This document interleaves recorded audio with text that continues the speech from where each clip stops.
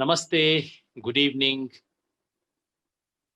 आज Facebook live करने का इरादा नहीं था, दिन नहीं है, लेकिन एक विशेष परिस्थिति की वजह से जो बेंगलोर में घटनाएँ हुई उसकी वजह से हम फेसबुक लाइव कर रहे हैं ताकि उसका पूरा सच हम आपके सामने रख सकें। ताकि उसकी पूरी सही कॉन्टेक्स्ट के साथ हम आपके सामने रख सकें। लेकिन आज का फेसबुक लाइव किसी बहुत अच्छी घटना के बारे में नहीं है, एक बहुत दुखद घटना के बारे में है, जो कल रात बेंगलोर में हुई। कल रात बेंगलोर के जेडी हल्ली जो इलाका है, जहाँ संयोग से हमारे कई साथी काम भी करते हैं, उस इलाके में हिंसा हुई, आगजनी हुई। हिंसा और आगजनी की शुरुआत वहाँ हुई कि एक व्यक्ति ने, जो कि किसी नेता के रिलेटिव थे, वहाँ किसी एमएलए के रिलेटिव थे, उसने फेसबुक पर ऐसी कोई पोस्ट लिखी जो बहुत बेअदबी वाली थी, यानी कि हजरत मोहम्मद के बारे में बहुत बेअदबी अशालीन बात करते हुए लिखी। मैंने पढ़ी नहीं है, लेकिन जो कुछ सुना है उसके हिसाब से वो चीज थी जो नहीं की जानी चाहिए नैतिकता के हिसाब से, और कानून के दायरे में भी जो चीज बिल्कुल नहीं की जानी चाहिए, भड़काने वाला काम। लेकिन उसके बाद जो हुआ वो और भी बुरा था। लोग इकट्ठे हुए, पहले पुलिस के पास गए कि आप इस पे एक्शन लो। जरूर पुलिस को एक्शन लेना चाहिए, लेकिन ये उम्मीद करना कि एक्शन 2-3 घंटे के अंदर हो, मेरी मर्जी के मुताबिक हो, वैसा शायद नहीं हो पाता। वो शायद जानती है। और ये कहना कि अच्छा अब तुम सजा नहीं दोगे तो मैं सजा दूंगा, जो वहां क्राउड ने किया, इसके लिए तो हमारे संविधान में, कानून में कोई जगह नहीं है। मैं नहीं कह सकता कि पुलिस ने सजा नहीं दी, 3 घंटे हो गए, अब मैं सजा दे दूं। तो ऐसे में क्राउड इकट्ठा हुआ, उन नेता के घर के बाहर खड़ा हुआ, वहां आगजनी हुई, वहां पुलिस स्टेशन के ऊपर हमला हुआ, जो किसी भी तरह से जस्टिफाइड नहीं है, किसी भी तरह से सही नहीं है। आप फेसबुक पोस्ट की निंदा करें, लेकिन जो हिंसा उसके बाद हुई, उसकी भी बिना शर्त निंदा होनी चाहिए।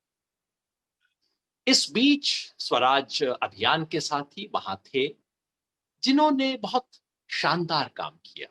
कल रात 3:30 बजे मुझे हमारे साथियों का मैसेज आया, उस वक्त मैं देख नहीं पाया, बताते हुए कि क्या कुछ हुआ, उन्होंने क्या कुछ करने की कोशिश की। सो उन साथियों के मुंह से उनकी बात सुनना कि क्या हुआ, कैसे बचाने का काम हुआ। जिन भी लोगों ने, स्वराज के साथियों ने और दूसरे लोगों ने, जिन्होंने इस हिंसा के खिलाफ खड़े होने की हिम्मत दिखाई, उनको भी सलाम करना चाहते हैं।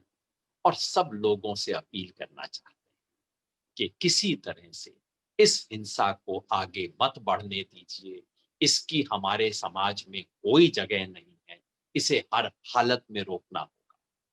बाकी मैं साथियों से और पूछूंगा, लेकिन अब तक जो खबर मिली है उसके हिसाब से बेंगलोर पुलिस की भूमिका एक तरफा नहीं थी। आमतौर पे बीजेपी का राज है, और कई बार हमारे मन में ऐसा शक होता है कि ऐसे राज में जब भी ऐसी हिंसा होती है, पुलिस बिल्कुल वन साइडेड हो जाती है। अब तक मैं जो जानता हूं उसके हिसाब से पुलिस की भूमिका वन साइडेड नहीं थी। पुलिस ने कंट्रोल करने की कोशिश की, रिस्ट्रेंड तरीके से व्यवहार किया, और उसके बाद भी पुलिस ने जो किया, कुल मिला के वो है जो पुलिस को करना चाहिए। हालांकि हम अपने साथियों से और सीखेंगे। Let me say what I have said in English before I come to my other guests. They are the eyewitnesses. लेकिन उससे पहले हमारे आई विटनेस साथी हैं। मैं देख रहा हूँ जिया भाई हमारे जुड़ गए हैं, हमारे साथी विजय भी हमारे साथ जुड़ गए हैं, लेकिन उन पे अभी नहीं आऊंगा। उससे पहले मैं अपनी बात जो मैंने अब तक कही वो अंग्रेजी में भी कह देना चाहता हूँ, मेरी जो समझ बनती है वो। Number one, the Facebook post which was written yesterday was completely objectionable, unethical, and illegal. Those who do it in order to provoke religious feelings must be punished according to law. But after that, if a crowd takes responsibilities and says, we shall punish the guilty, that is completely unacceptable. And the violence that followed must be condemned in unequivocal terms. Violence is unacceptable. In that context, our Swaraj colleagues stood up to that violence. They came, they actually spoke to people in the middle of that violence to say, no, this is unacceptable. Please don't do that. We should salute them. As for the role of the police, according to my information so far, police by and large acted in a non-partisan way, at least at the moment when violence was taking place, acted with some restraint. And if so, we should be thanking Bangalore police for what they did, irrespective of the fact that it is a BJP government, that many of us may have apprehensions. But so far, what I have heard actually suggests that Bangalore police played a very neutral role in non-partisan. But these are my impressions. आज की बात मेरे impressions के लिए नहीं है. हमारे साथ वो साथी हैं जो उस वक्त चश्मदीद गवाह थे, जो वहां पे मोमेंट पे खड़े थे. इसलिए सबसे पहले मैं जिया भाई को लाना चाहता हूं. जिया भाई अगर यहाँ उसमें आ सकते. जी जिया भाई, ये हमारे साथी जिया नोमानी हैं स्वराज इंडिया के. जिया नोमानी भाई, आपको ध्यान है उन साथियों में से हैं जिनका जिक्र हमने पहले किया था जब बेंगलोर में वर्कर्स की हालत बहुत खराब थी, वर्कर को छोड़ के जा रहे थे. उस वक्त बिहार, यूपी, बंगाल के उन वर्कर्स के साथ जो लोग, हमारे जिया भाई, भाई, जिन्होंने हर जाति, हर धर्म के वर्कर के साथ मिलकर इतना शानदार का काम किया वहां पे, ये वही जिया नोमानी है. मेरी उम्मीद है कि कलीमुल्लाह भाई भी हमारे साथ होंगे. इन दोनों ने मिलकर उस वक्त रिलीफ का, इतने हजारों परिवारों को, वर्कर्स को रिलीफ दिया, जिनको सैलरी नहीं मिलती उनको सैलरी पहुंचाने का काम किया. They did exceptional relief work in the lockdown period when workers in Bangalore were facing a very, very tough time, especially the migrant workers. The same Zia Bhai, the same Kalimullah Bhai would be with us. तो Zia Bhai, मैं चाहता हूँ कि आप पहले बताएं कि कल हुआ क्या. बीच बीच में आप सवाल भी होगा, लेकिन आप वहाँ के जश्नदीद गवाह थे, आप मौके पे मौजूद थे. मैं चाहता हूँ कि आप बताएं कि हुआ क्या था. बस एक ही अर्ज है मेरी सब साथियों से कि बोलते वक्त आप किसी का नाम मत लीजिएगा, खासतौर पे अगर नेगेटिव हो, क्योंकि उसके क्रिमिनल इम्प्लिकेशंस होते हैं और हम नहीं चाहते कि इस वक्त पुलिस इन्वेस्टिगेशन कर रही होगी तो उन का नाम हम न लें. बाकी मैं चाहता हूँ तस्वीर सबके सामने स्पष्ट आए कि कल हुआ क्या हुआ. जी योगेंद्र जी, सबसे पहले सभी देशवासियों को कृष्ण जन्माष्टमी की बहुत बहुत शुभकामनाएं. और आज का दिन बहुत ही बेहतरीन दिन है. जैसा कि आपने बताया, कल जो हुआ था बहुत ही अनफॉर्चुनेट था और मैं हिंदी में ही कंटिन्यू करूंगा. उसमें हुआ ये कि हमें 10 बजे पता चला कि डीजे हल्ली पुलिस स्टेशन, जहाँ की ये घटना है जो कल ट्विटर पे ट्रेंड भी कर रहा था, वहां पर कुछ बहुत बड़ा एक क्राउड इकट्ठा हो गया था ये सुनकर कि किसी आदमी ने, जो यहाँ के लोकल एमएलए हैं, उनका रिश्तेदार, उसने prophet peace be upon him के बारे में डीपली डेरोगेटरी कमेंट्स कुछ किए थे और फेसबुक पर पोस्ट किया था. ये होने के बाद वहां पर भीड़ इकट्ठा हो गई और हमारी इंफॉर्मेशन के हिसाब से भीड़ पहले से इकट्ठा थी और वो रिक्वेस्ट कर रहे थे कि पुलिस एफआईआर रजिस्टर करे और उस आदमी को तुरंत अरेस्ट करे. अनफॉर्चुनेट सी बात है, ज्यादातर ऐसा हमारे यहाँ हो जाता है, जो लोअर लेवल के ऑफिसर्स होते हैं वो फार साइटेडनेस नहीं देख पाते, और जो वहाँ के असिस्टेंट सब इंस्पेक्टर थे, एएसआई, उन्होंने एफआईआर को रजिस्टर करने में और जिस आदमी के खिलाफ ये आरोप था उसको अरेस्ट करने में बहुत देरी करी. उन्होंने उसके अंदर कोई जल्दबाजी नहीं दिखाई. उस वजह से भीड़ जो है बढ़ती गई और भीड़ का जो गुस्सा था और वो आक्रोश था वो बढ़ता गया. जिया भाई, एक मिनट आपको रोक के मैं एक सवाल यहाँ पूछूंगा. ये बात बार बार आ रही है कि कोई एमएलए थे, उनके रिश्तेदार ने किया. तो मेरे मन में सवाल आते हैं कि भाई एमएलए खुद करे तब तो समझ आता है, उसका रिश्तेदार कोई कर रहा है और मैं एमएलए से जवाब मांगू. मेरे मन में एकदम आया कि भाई मेरा रिश्तेदार पता नहीं क्या कुछ चीजें कोई करते रहते हैं. तो पहला तो ये कनेक्शन क्या है, क्योंकि सच कहें तो मेरे रिश्तेदार क्या कुछ करेंगे उस पे और आपके रिश्तेदार क्या करेंगे इस पे आपका क्या कंट्रोल है. पहली बात तो ये. और दूसरा ये कि ये भीड़ को सब लोगों को पता कैसे लगा, कौन फेसबुक देखता है किसी अननोन आदमी की, कितने फॉलोवर होंगे उसके, ये खबर फैली कैसे. आपका पहला सवाल बिल्कुल बरहक है. हमारा संविधान भी ये कहता है कि बाप की भी सजा बेटे को नहीं दी जा सकती. पर ये जो एमएलए हैं जिनके बारे में हम बात कर रहे हैं और उनके जो रिश्तेदार की बात कर रहे हैं, ये दोनों आपस में मिलकर राजनीति करते हैं और एक साथ ये लोग मिलकर रहते हैं. और जो ये रिश्तेदार है उनका जो पावर है वो डिराइव करते हैं एमएलए से, और ये एक वेल नोन बात है. और इसलिए भीड़ को ये लगा कि शायद एमएलए की शेम उन्होंने किया है, हालांकि ये गलत था।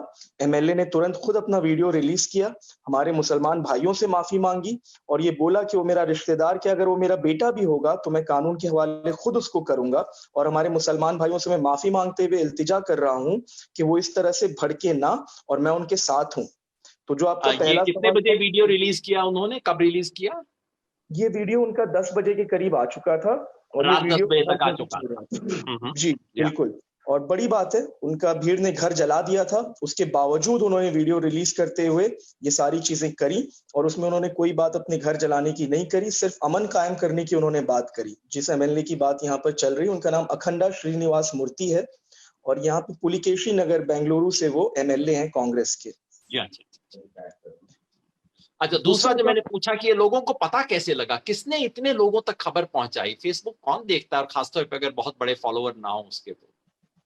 बिल्कुल। तो यहाँ पर जो इन्वेस्टिगेशन, जो इनिशियल जो बातें निकल कर आ रही हैं मीडिया रिपोर्ट से और दूसरे साथियों से भी, वो ये समझ में आ रहा है कि व्हाट्सएप और सोशल मीडिया के जरिए इसको बहुत तेजी से ये फैला, और ये क्योंकि इतना हीटेड इशू था नबी सल्लल्लाहु अलैहि वसल्लम peace be upon him prophet के बारे में, तो ये जो है व्हाट्सएप पे बहुत तेजी से फैला। लोगों के जज्बात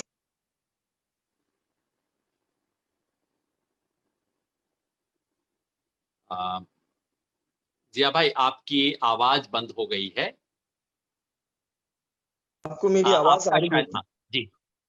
जी, तो मैं वही कह रहा हूँ, सोशल मीडिया और व्हाट्सएप ग्रुप्स में उस पोस्ट को, जो डेरोगेटरी पोस्ट उस आदमी ने डाला था, उसको ज्यादा से ज्यादा शेयर किया गया, और उसके बाद इस तरह का प्रॉब्लम आने लगा। मगर क्या इसके पीछे कोई ऑर्गेनाइज फोर्सेस थे, जानबूझ के शेयर किया ताकि भड़कावा फैले थोड़ा इससे? बहुत ही इनिशियल स्टेज है, अभी हम उसके बारे में कुछ कह नहीं सकते। पुलिस और जो डिफरेंट क्राइम ब्रांच के हमारे यूनिट्स हैं, वो इसके ऊपर इन्वेस्टिगेशन कर रहे हैं, तो वो आगे जाकर हमें इस बारे में बता पाएंगे कि उसका क्या लिंक था और किस तरह से वो फैला। क्या वो नेचुरली ऑर्गेनिकली फैला व्हाट्सएप और सोशल मीडिया पर, या कुछ लोगों ने उसको फैलाया? इस पर अभी कमेंट करना मैं नहीं सही समझ पाऊंगा कि मैं कर बिल्कुल बिल्कुल, सकता हूँ। वाजिब बात कर रहे हैं, सही बात कर रहे हैं आप, क्योंकि हमारा वो क्रिमिनल इन्वेस्टिगेशन हमारा काम यहाँ पे नहीं है। सही बोला। फिर आप वहां पे पहुंचे, क्या हालात थे जब आप वहां पहुंचे, कितने बजे पहुंचे? मैं और कलीमुल्ला भाई, जब हमें फोन आया, हम वहां पर 10:15 से 20 मिनट के अंदर 10:15 10:20 तक पहुंच गए। जब हम जी डीजे पुलिस स्टेशन के पास पहुंचे तो 100 मीटर से पहले ही हमारे साथ हमारे बहुत खास दोस्त वसीम भाई थे, जो हमें गाड़ी में बैठा कर ले गए। और जैसे ही हम वहां पर पहुंचे तो हमने देखा कि पुलिस स्टेशन से 100 मीटर पहले ही रोड जो है वो ब्लॉक कर दी गई थी, बल्कि रोड को कई सारे लोग थे जो वहां पर खड़े होकर धरना भी कर रहे थे, और एक तरह से रोड को और पब्लिक प्रॉपर्टी को डिस्ट्रॉय भी कर रहे थे। जी मैं और कलीमुल्ला भाई, हमने उनको वहीं पर रोका और हमने उनको समझाया कि ये कोई तरीका नहीं है। अगर आप वाकई चाहते हैं कि लड़ाई लड़नी है, हमारे साथ पुलिस स्टेशन चलिए। हमें उस टाइम अंदाजा नहीं था कि पुलिस स्टेशन के क्या हालात हैं। जब जी। हम पैदल आगे पुलिस स्टेशन की तरफ बढ़े तो हमारी आंखें एकदम चकनाचूर हो गई। वहां पर पुलिस की एक वैन थी जिसमें आग लग रही थी, वो आग के शोलों में भड़क रही थी। पुलिस का जो पार्किंग लॉट था पुलिस स्टेशन के अंदर का, वो आग के हवाले कर दिया गया था। वहां पर 1000-1200 की भीड़ थी जो बिल्कुल उतावली बैठी थी, और बहुत कम लोग, मेरे हिसाब से 100-150 लोग थे जो उस भीड़ को कंट्रोल करने की कोशिश कर रहे थे कि नहीं, आप काबू में रहें, अपने जज्बातों को काबू में रखें। जब हम वहां पहुंचे, हमने देखा तो सबसे पहले हमारा जो इंटेंशन हुआ, कलीमुल्ला भाई ने किया कि जो पुलिस का स्टेशन का जो मेन बिल्डिंग था, उसके सामने हम लोग ने एक ह्यूमन चेन बनवाया, ताकि पुलिस जी स्टेशन का जो मेन बिल्डिंग उसको प्रोटेक्ट किया जाए। एक जी। लेयर का ह्यूमन चेन बनाया गया, इफेक्टिव नहीं लग रहा था, कलीमुल्ला भाई ने 2 लेयर का ह्यूमन चेन बनवाया। जी। उसके बाद जो हमारे वहां पे पुलिस के भाई थे, 50 से ज्यादा नहीं रहे होंगे, उनके चेहरे से भी लग रहा था कि वो आउटनंबर्ड थे और वो परेशान दिख रहे थे। हम लोगों ने हम्म। तुरंत ह्यूमन चेन बनवाया और उन सारे भाइयों को प्रोटेक्ट करने की कोशिश करी, और भीड़ से और उनके बीच में एक ह्यूमन चेन का हमने दीवार खड़ी कर दी। जी इसके जी। बाद मैं भागता हुआ पुलिस के पास गया। पहले मैं जाकर लोगों से चिल्लाता रहा कि आप ऐसा मत करिए, ये हम्म हमारा नहीं है।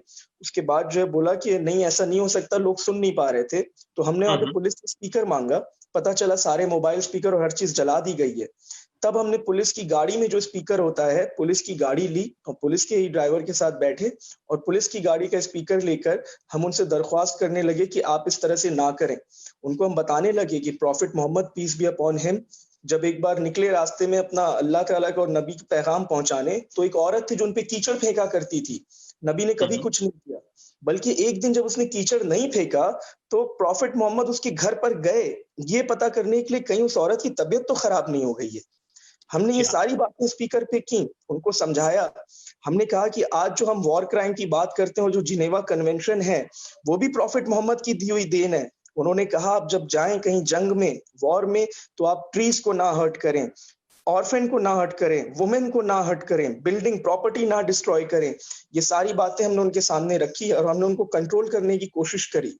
हम उसमें जी बहुत ज़्यादा कामयाब नहीं हो पाए, पर हम अपनी जान को जोखिम में डालकर जितना हमसे हो सकता था उस भीड़ को, जो एकदम बेकाबू हो चुकी थी, हम उसको कंट्रोल कर रहे थे। तभी वहाँ पर एमएलए ज़मीर अहमद आए, रिज़वान एमएलए आए और वहाँ पर मौलाना मुज़म्मिल आए।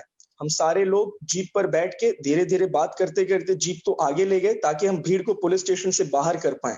तकरीबन जी 40-50 मिनट हम भीड़ से बात करते रहे और बहुत हद तक हमने भीड़ के गुस्से को डाइल्यूट किया, पर हम खत्म नहीं कर पाए। जब वो चीज़ खत्म नहीं हो पाई और हमारे हाथ से बात निकल रही थी, फिर हमें बैक ऑफ करना पड़ा और वहाँ पर फिर पुलिस ने धीरे-धीरे भीड़ को बाहर करने के लिए लाठियों से पुश किया और हवा में जो उन्होंने फायरिंग करी, वो उनकी कानूनी कार्रवाई थी। ये जो खबर आई कि 3 लोगों की मौत हुई है फायरिंग में, वो क्या इसके बाद की बात है?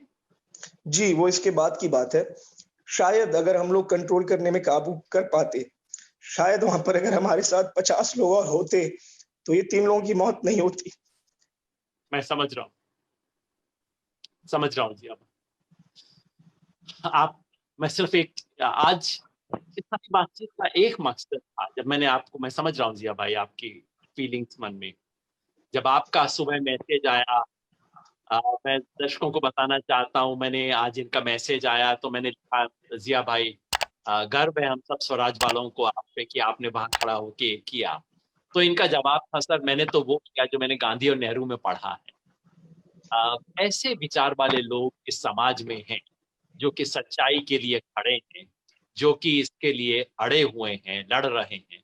आपको और जिन तमाम लोगों ने कल ये हिम्मत की, बहादुरी की, मैं जानता हूँ एक गुस्सा भीड़ के सामने खड़ा होना कितना मुश्किल काम है। और जो मेरी खबर है वो ये है कि ये सब होने के बाद आपको अपनी जान बचाने के लिए 2 घंटा छुपना पड़ा। जी, मैं, कलीम भाई, एमएलए ज़मीर, एमएलए रिज़वान अरशद, हम सारे लोग पुलिस स्टेशन के अंदर जान बचाने के लिए अपने छुपे हुए थे। कम से कम 2 घंटा हम पुलिस स्टेशन के बाउंड्री के अंदर बैठे हुए थे क्योंकि भीड़ एकदम बेकाबू हो चुकी थी। वो रीज़निंग से और लॉजिकल रीज़निंग से दूर हो चुकी थी। उस टाइम पर हमें ऐसा लगा कि शायद आज हम लोग मर जाएँगे। बहुत डर आया और वो डर बिल्कुल हमारे ऊपर था। बस दिमाग पर बस यही सवार था कि जिस तरह से नेहरू जी, गांधी जी और मौलाना आज़ाद दंगों के बीच में जाके रोका करते थे, वो हमें जी। करना पड़ेगा। किसी ना किसी को खड़ा होना पड़ेगा और इसलिए वहाँ पर हम बिना डरे, डट कर हम लोग वहाँ पर खड़े रहे और 2 ढाई घंटे के बाद जब हालात वहाँ पर सामान्य हुए, तब हमें पुलिस वाले एस्कॉर्ट करके बाहर लेकर गए और फिर हम अपने घरों तक पहुँच पाए। आप सब साथियों ने स्वराज के तमाम साथियों ने कल बेंगलोर में जो कुछ किया अपनी जान की परवाह ना करते हुए आप ठीक कह रहे हैं 3 जान फिर भी गई हम बचा नहीं पाए लेकिन इतना बात मैं कहना चाहता हूं भाई कि अगर आप ना करते तो पता नहीं हालात क्या होते तो आप सिर्फ इसका गम न लें कि हम नहीं बचा पाए मैं जानता हूं उसका दुख होगा और इसको कोई वो कर नहीं सकता लेकिन आपने जितना किया वो छोटा काम नहीं था पता नहीं कितनी जान आपने बचा ली इतना भी आपने और तो साथ ही any other friend will join I'll just summarize what Zia said or maybe Zia bhai can you just summarize whatever you said in about 2 minutes in English because I know you Yes. speak English well just I'll just summarize that when we reached the police station by 10:15, we saw that the police van was already burning and the police basement parking was already lit on fire. There was huge flames over there, and we realized that situation is not under control, and the mob was very frenzied. They were mad. All they wanted was the person to be brought there. That is when we formed a human chain. Kalimullah Bhai formed a human chain, and our first intent was to protect the main building of police station so that no harm is done to that main building. Kalimullah Bhai formed 2 layers of human chain to protect that building. There were some 50 policemen. They were also very terrified because they were outnumbered. There was some fear on their face. We realized it, and we immediately made a human chain to protect them too. and that human chain was very effective. Later, I went to the crowd and I started pleading them, telling them about Prophet Muhammad, peace be upon him, and his ways.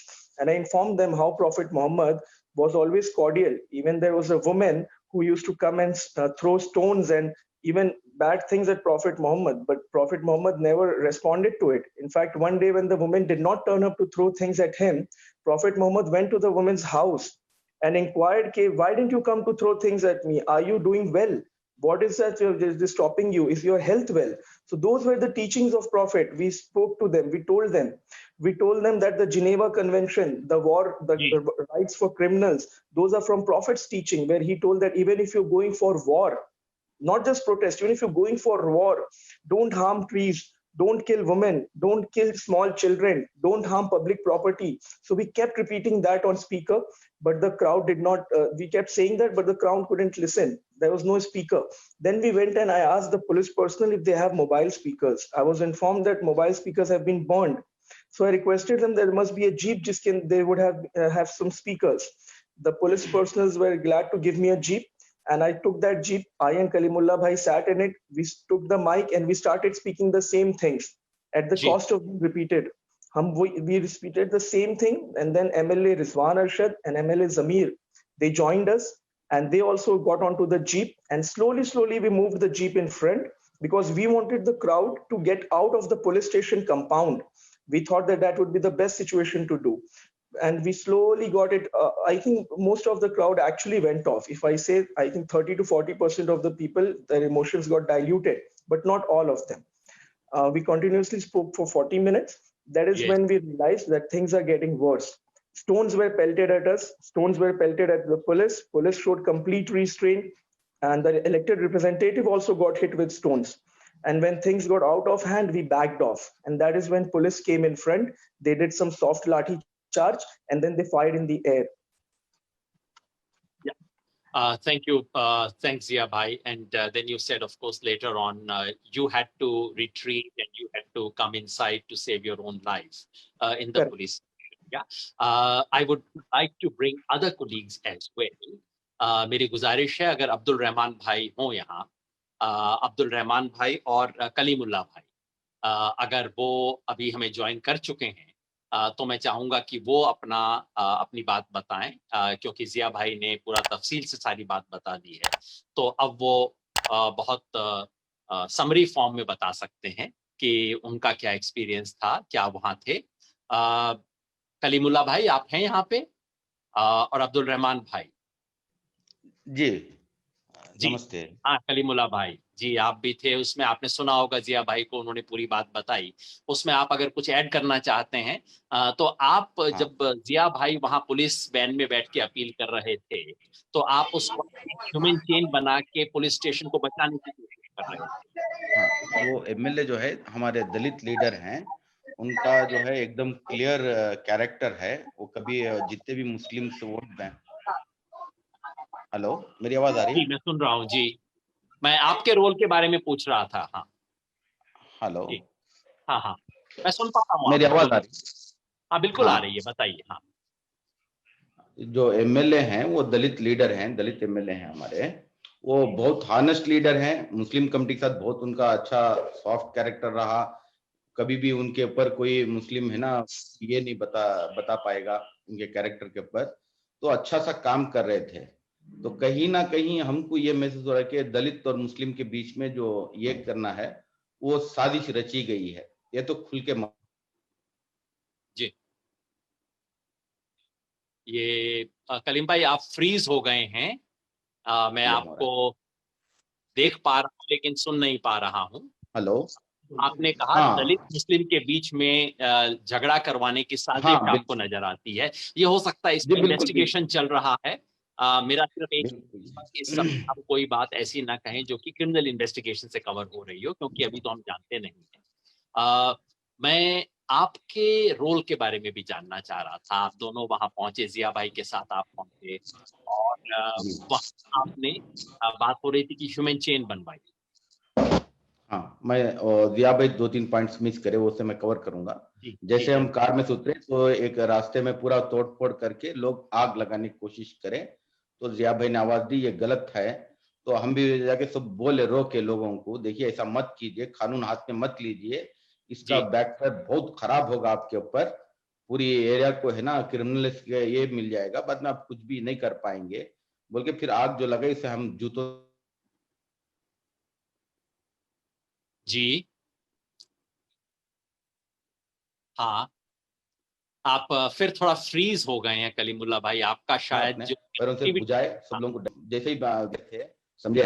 दो कांग्रेस के leaders MLA हमारे साथ में jeep में थे, जिया भाई तो non Congress थे, स्वराज से थे, तो उन्होंने जिया भाई से बोला कि ये लोग पूरे ये हैं कांग्रेस के दल्ले हैं, उसे बचाने की कोशिश कर रहे हैं, कुछ लोग बोले पैसा खा के आके बात कर रहे हैं ये वो बोल के, तो उसमें भीड़ में से कुछ लोग है ना फर्स्ट ये गंदी गाली दी, माँ की गाली दिया भाई को, इसको पहले नीचे गिराओ और उसे खुंदल दो, उसके बाद देखेंगे सबको, जैसे ये कर तो मैं सुना तो मैं पहले वो भीड़ को धक्का दिया, जिया भाई को बहुत डांट से, जिया भाई जिद करे नहीं आऊंगा जीप छोड़ के बोल के, मैं बहुत घसीट के है ना जिया भाई को डांट के लेके गया, तभी एमएलए जमीर देख ले कि कुछ हो रहा है, इसलिए कलीम घसीट लिया, तो वो भी जंप मार के वो पीछे आ गए, उधर से रिजवान अरशद एमएलए वो भी पीछे आ गए, हम जी लोग हाँ पीछे सेव हो गए। उसके बाद जीप तोड़ दी गई वो पुलिस की जिसमें खड़े थे लोग, जी वो जी पूरा, जी हाँ वो जान बची। उसके बाद हमको इतना डर डर के पूरा वो पुलिस स्टेशन की लाइट ऑफ करनी पड़ी क्योंकि खतरे पड़ रहे थे हमारे ऊपर, जी वो हाँ जी बाहर के हाँ अंदर से भी, तो हम छपके दो तीन ये बदलना पड़ा जगह, ये कोना वो कोना, इधर से छपके झाड़ों जी के जी नीचे जी मैं समझ रहा हूँ। ऑटो के अंदर छपना पड़ा। उसके बाद बहुत मुश्किल है, हम उम्मीद छोड़ दिए थे कल सुबह हम देखेंगे नहीं देखेंगे मालूम नहीं, बीवी बच्चों को मिलेंगे नहीं, मैं समझ रहा हूँ। समझ गया हमारी ये आखिरी रात है बस। उसके बाद है ना पुलिस ने अपने इसमें कंट्रोल किया, लेकिन पुलिस पूरी सब्र के साथ जितना हम पे ये किया भरोसा किया, हम उसका धन्यवाद करते हैं। जी पुलिस ने हमारे पर पूरा भरोसा किया, लाठी चार्ज ये सब नहीं, बाद में धक्का देते हुए स्लोली है ना ये करके मूव करने की कोशिश की, बाद जी एयर ये फायर किया, तो जी हाँ लेकिन कलीम भाई, बहुत आप लोगों ने दोनों ने कल जो जितनी थी बहुत बहादुरी दिखाई ऐसे हालात में, आ, वो तो बिल्कुल एक मिसाल है हमारे सब साथियों के लिए। ऐसे वॉयलेंट सिचुएशन में सामने खड़े होके कहना कि गलत काम है मत कीजिए, ये बहुत कम लोग हैं जो इतनी हिम्मत दिखा सकते हैं जो आपने दिखाई। मैं जो साथी देख रहे हैं उन सबको याद दिला दूं कि ये वही कलीमुल्ला भाई हैं जिन्होंने रिलीफ के अंदर शानदार काम किया था, और ये वही हैं जब रिलीफ के लिए काम करने गए तो इन पे हमला हुआ था। रिलीफ के लिए जब कलीमुल्ला भाई गए थे तो इन पे बाकायदा हमला हुआ था। आपको याद होगा जब अखबारों में खबर भी छपी थी कि स्वराज के साथी रिलीफ पहुंचाने की कोशिश कर रहे थे, नॉन मुस्लिम इलाकों में कोशिश कर रहे थे रिलीफ पहुंचाने की, तब बाकायदा प्लान हुआ, अटैक हुआ। तो उस वक्त भी आप खड़े रहे, आज भी आप खड़े हैं। यही मुझे लगता है कि हम लोगों की, यही हमारी पॉलिटिक्स, सच्चाई के साथ खड़े होना, जिस हिम्मत से आपने दोनों ने ये काम किया। मैं चाहता था कि अब्दुल रहमान भाई की बात को भी सुना जाए, अगर अब्दुल रहमान भाई यहाँ पे हैं, और विजय भाई भी हमारे साथ थे। सो कलीमुल्ला भाई has basically added to the story that Zia Nomani told us, and he mentioned that on the way as well there was an arson which they controlled, and he also mentioned the fact that they did not really know whether they would survive the night. मगर कलीम भाई कुछ add करना चाह रहे हैं, हाँ जरूर add कर जी जी दीजिए, बिल्कुल, दूसरे साथियों को भी लेते हैं। हाँ जो भीड़ थी वो रिलीजियस नहीं थी, ये जी चीज जो भीड़ जो थी पूरे नशे में धुत और ड्रग्स गांजा वैसे चीजों में धुत थी, जिसे हम कंट्रोल ही नहीं कर पाए, कुछ भी समझ में नहीं आ रहा था वो भीड़ को। प्रॉफिट तो अल्कोहल हराम वो नहीं पीते थे, ये लोग प्रॉफिट की बात करे जो नशे में है, ये जैसा ही जिया भाई ने बताया तो भीड़ गर्म हो गई, तो आउट ऑफ कंट्रोल हो गई। उसके बाद वो हमको अच्छा समझ में आया पूरे ड्रग्स के 12-13 साल के बच्चों को देखा, मैं ताज्जुब हो गया। जो डीजे हल्ली जो सराउंडिंग एरिया है वो बेंगलुरु के रिकॉर्ड हिस्ट्री में है। ये जी एक चीज पूरी जिम्मेदारी साथ कहना चाहूंगा, हर बेंगलुरियन को मालूम है उधर कितना ड्रग्स सप्लाई होता है, तो वो पूरे ड्रग्स लिए हुए बच्चे थे, उसमें कंट्रोल करना मुश्किल था। ये हमारी पुलिस की भी गैर जिम्मेदारी है, कंट्रोल नहीं करती उधर ड्रग्स सप्लाई को, तो वो चीजें भी तो देखने में आपको आई। ये भी शक है इस कि इसके अंदर कहीं ना कहीं ड्रग माफिया और इन चीजों का भी रोल था, क्योंकि जो लोग थे, आप बिल्कुल बिल्कुल इम्पोर्टेंट बात जो आप कह रहे हैं that these were not religiously motivated people. No. These were people who were under intoxication, who were perhaps under the influence of drug as well, and they were in no situation to understand or appreciate what you were saying, and they were instead retaliating against people like you. आपने बताया. मैं चाहता हूं कि अब अब्दुल रहमान भाई और विजय भाई आप भी कोशिश कर रहे थे कल. अब्दुल रहमान भाई या विजय भाई कोई अगर आ सकते हैं तो आप अपना बात बताइए. विजय, I wanted you to underline the crisis that you were trying to resolve last night. Vijay Bhai is also from Swaraj India, and he learned that some of the journalists were being attacked. And so what was your role? What did you do there? And if you wanted to add to this account in some way. Correct. So what happened was me and Abdul and other Swaraj India Karyakartas were in touch in the phone and trying to understand and intervene in whatever possible. And Abdul Rahman lives in that area. It's like the police station and his house is probably like say 200 meters. It's as near as that. And so Abdul told, don't come. Don't be. I and other friend of us wanted to go, and he told, please don't come, please don't come. So it was very underlined for the fact that please don't come there. And we were following up the WhatsApp messages. So in the WhatsApp message it came that one of the journalists have been attacked.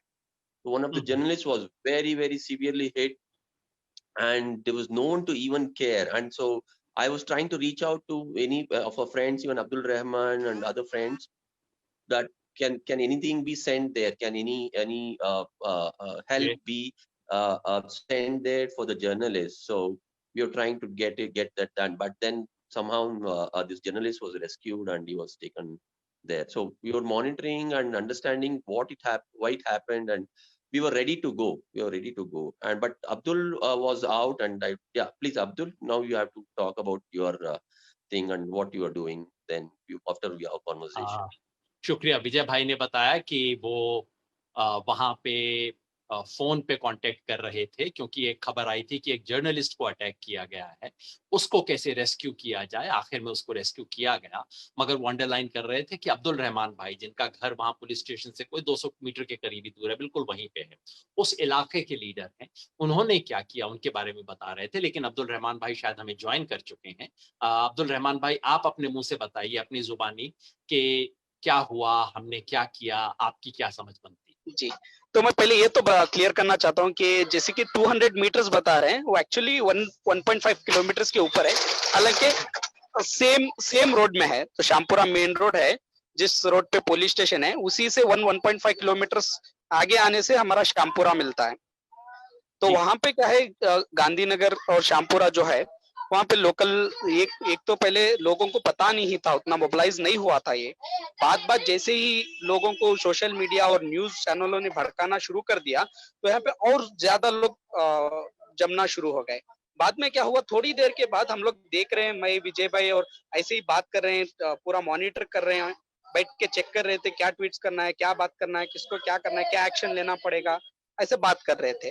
अचानक क्या हुआ, जैसे ही ये ज्यादा हुआ, violence ज्यादा होने के बाद इसमें लोग एक दो करके निकलना शुरू हो गए जी बाहर एरिया में. तो हमने मैं और थोड़े वॉलंटियर्स, हमने ज्यादा लोग भी नहीं, हम लोग सबको भेज दिए.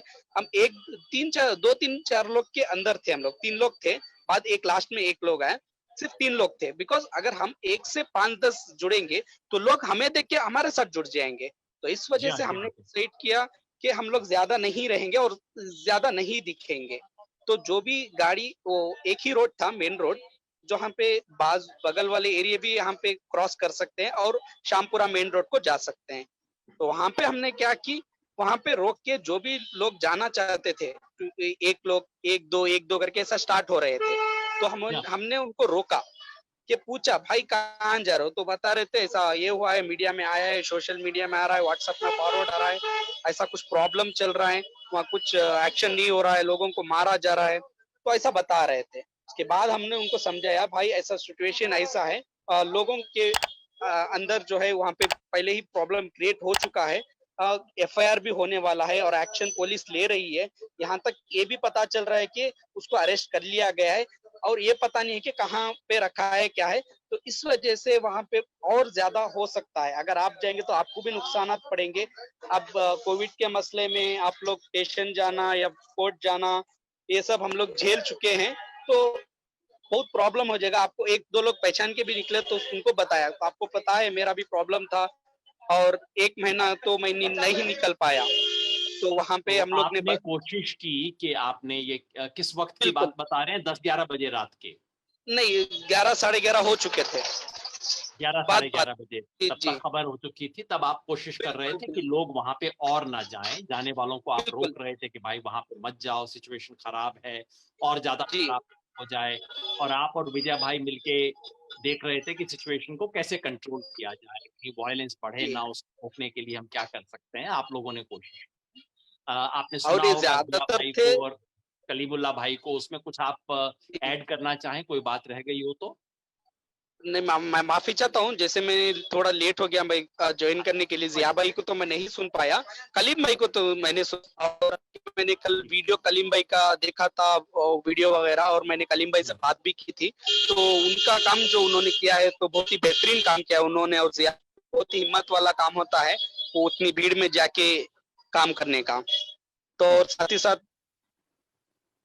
आ, फिर उनका वीडियो ऑफ हो गया किसी वजह से, मगर असली बात आ गई थी। तो हमने अब तक 4 साथियों से सुना, और आज की बातचीत का असली पर्पस यही था कि हम चश्मदीद गवाह से, आई विटनेस से पूछें कि क्या हुआ था। तो अब तक जो मैं समझा हूं, मैं अपनी बात बता देता हूं, अब तक जो सब साथियों की बात से आया। नंबर 1, इसमें कोई शक नहीं कि जो शुरू में फेसबुक पे जो आया था कॉमेंट, वो गलत था, वो प्रोवोकेटिव था, वो गैर कानूनी था, वो नहीं होना चाहिए था। नंबर 1 बात। नंबर 2, इसमें भी कोई शक नहीं कि इसको फिर बड़ी तेजी से फैलाया गया। किसने फैलाया, किस नियत से फैलाया, उसके पीछे क्या खेल था, क्या बात थी, अब हम ही नहीं जानते। और फिलहाल कोई हमारा काम क्रिमिनल इन्वेस्टिगेशन करना यहाँ नहीं है, लेकिन किसी नियत से उस बात को फैलाया गया ताकि लोग भड़कें।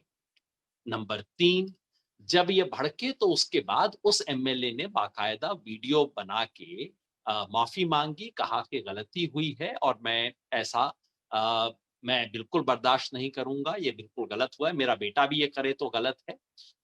उन्होंने किया, लेकिन उससे भीड़ शांत नहीं हुई, ये मामला बढ़ा। और उसके पीछे, जैसा कलीम भाई कह रहे थे, ऐसा महसूस होता है कि कहीं कुछ कोई ऑर्गेनाइज किया गया था। उन्होंने जिक्र किया कि काफी उस इलाके में ड्रग का खेल भी है, तो कुछ ड्रग वालों का रोल था, ऐसे लोग थे जो कि नशे में धुत थे, ड्रग में थे, ऐसा उन्होंने जिक्र किया। इस बात की फिर इन्वेस्टिगेशन होगी, पता लगेगा।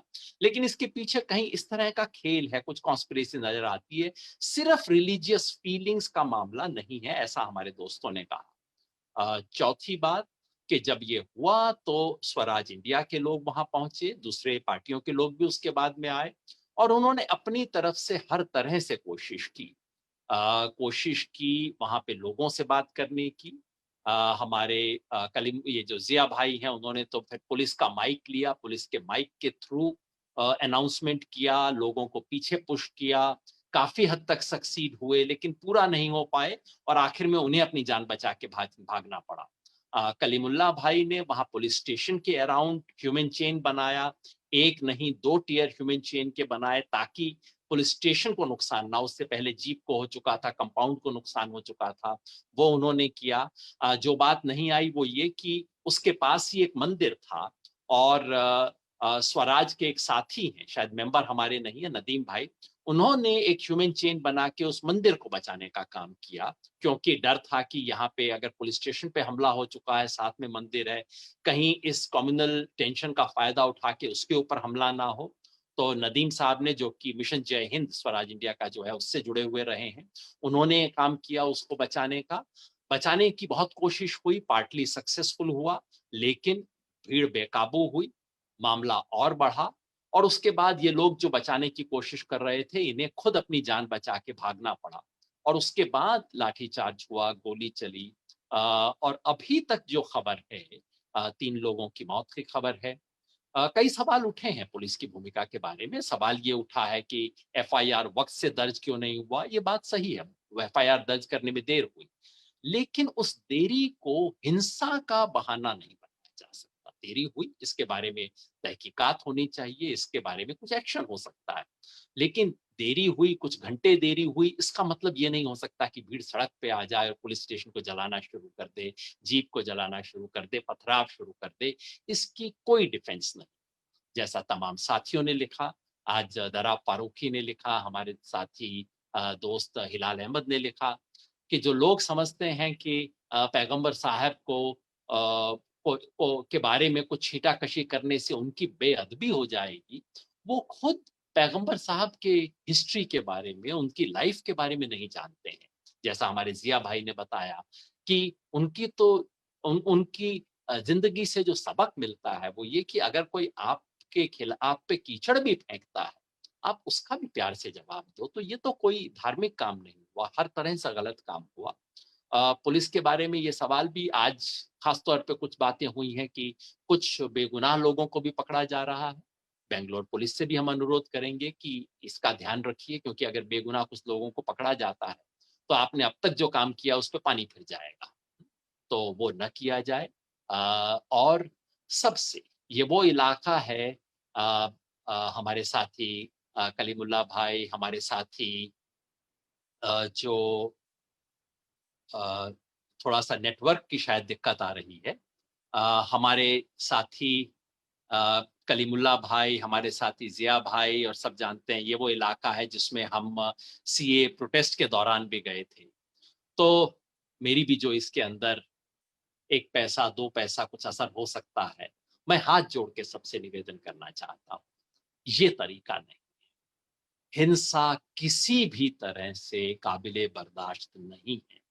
किसी भी हिंसा का कोई जस्टिफिकेशन नहीं हो सकता।